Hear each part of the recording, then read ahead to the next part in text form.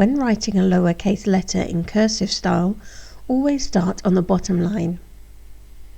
To write N, go up, then back down, bounce up again, around and down.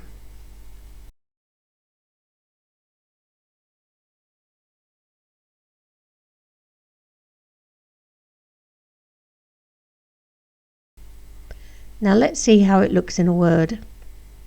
Nut is written like this.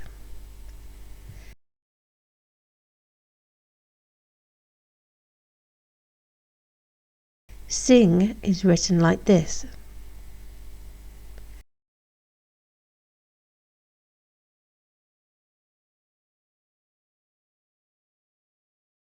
Capital letters always start at the top.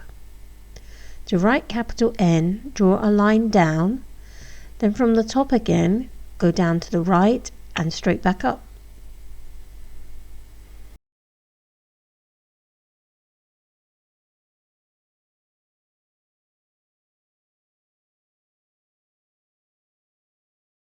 Then word nut with a capital N is written like this.